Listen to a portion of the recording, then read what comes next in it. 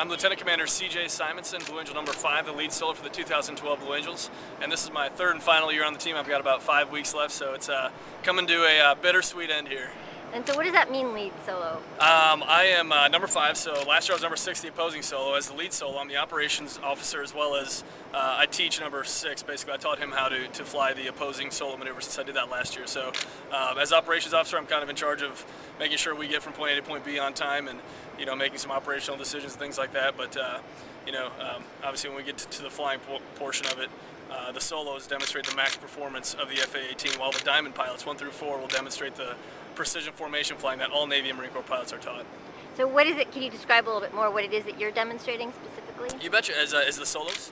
Yeah, the 2 solo pilots, number 5 and 6, will demonstrate the max performance of the FA-18. So what we're going to do is we're going to show the crowd, what the F-18 can do. We're going to be low, we're going to be fast. We'll also do a bunch of opposing maneuvers where it looks like we're going to, it's going to try to look like we're going to hit each other. We're not. We're we've got some separation, some altitude separation, and some distance as well. So, but the goal is to make our noses cross at center point there. So, we do a lot of different things with that. And at the end of the show, we'll get together with the Diamond in what we call our Delta formation, where we are basically, again, flying some formation, and then if we have good enough weather for a high show, we'll do some separation maneuvers where we'll do a bunch of crosses, all 6 planes in the middle, and so we'll do about 5 or 6 maneuvers as a Delta at the end. Wow. And I was just wondering, why did you want to be a Blue Angel in the first place? Well, this is one of those jobs where it's a once-in-a-lifetime experience, and it's an opportunity to give back to the Navy. I mean, we are gone 300 days a year, so it's a pretty big commitment, not only for the member, but for your spouse or your family members as well. And it's an opportunity to give back to the Navy, because what we do is we get young kids excited about the Navy and the Marine Corps. And we go from city to city every single week from March to November, and show kids about the different opportunities that they do have in the military. And let's face it, not everybody wants to be in the military, but if we can get kids excited about staying in school, making right decisions, staying off drugs, and making this country a better country, that's what it's all about. We go to high schools every single Friday and talk to kids about just that.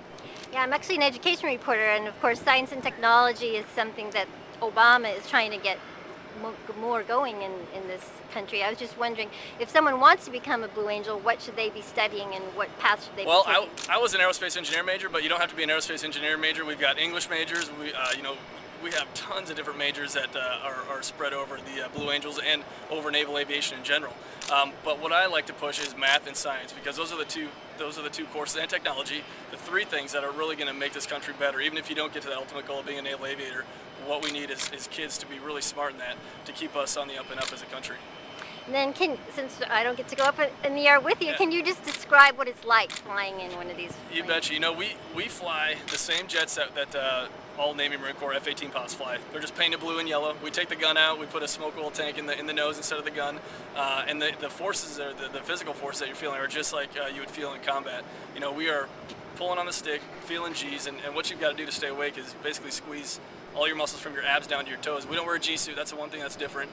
So you've got to really be working hard the whole time you're flying in order to keep that blood in your head so you don't obviously go to sleep. So it's the flight is a ton of thinking, and not only thinking of the current maneuver, but obviously 1-2 maneuvers ahead of where you're going.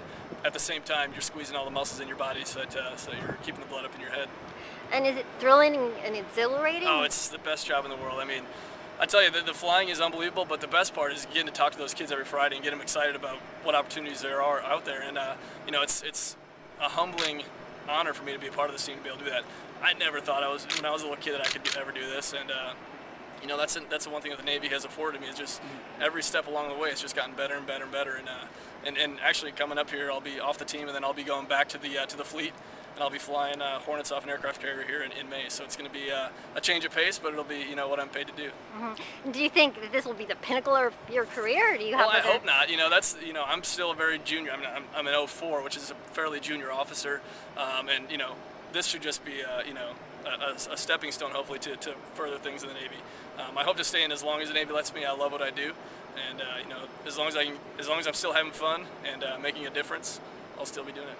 And how do you feel coming to San Francisco as opposed to other places that you go around? This is by far one of my favorite cities to come to. This will be my 4th year here now in a row, and I absolutely love it. Last year was the first time I got to fly over the city, and what a backdrop. If you can find a better backdrop to fly over, I challenge you to do that because it's such an amazing city to fly over. And we're so welcomed here, especially here on the SFO. This is unbelievable. We're able to operate out of an international airport, and they just open their arms to us, and it's fantastic. And to meet the people down in Fleet Week, everyone's so excited for the Blue Angels to come down. And not only are we here, but we've got tons of other performers here as well. You got Sean Tucker flying with the little Oracle Challenger. You've got Mike Wiskus. You've got the F-22 Raptor, who's actually going to be landing here in a couple minutes. And also the Canadian at CF-18 is going to be doing a demonstration as well. So tons of things to do, tons of things to watch down there at Fleet Week this year. And I don't know if you've heard, but there's a lot of other stuff happening this weekend. weekend. You got Jazz Fest. You've got the America's Cup here. It's an unbelievable weekend. Plus there's some playoff baseball teams, I think, going on too. So there's 49ers.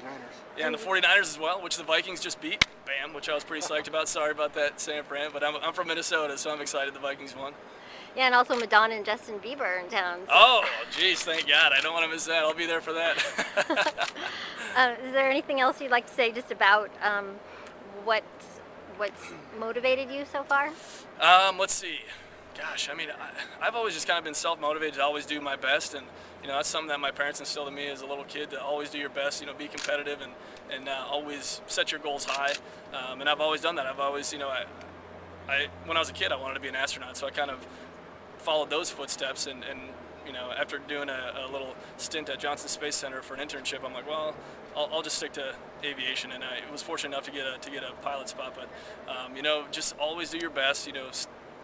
What I tell kids every week, you got to stay out of trouble, listen to your parents, and you can do anything you want in this world.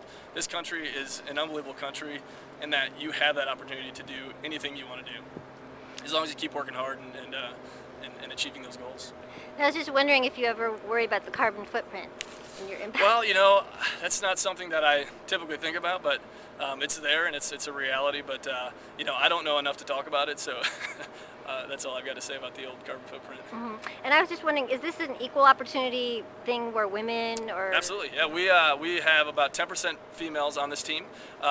There has never been a female pilot, but that's only because of numbers. We've only had 6 apply for the team, and normally we have about 30 pilots apply per year. So eventually it's going to happen. We just haven't had the numbers out there yet. So there's nothing saying that there can't be any females apply for this team or be on this team.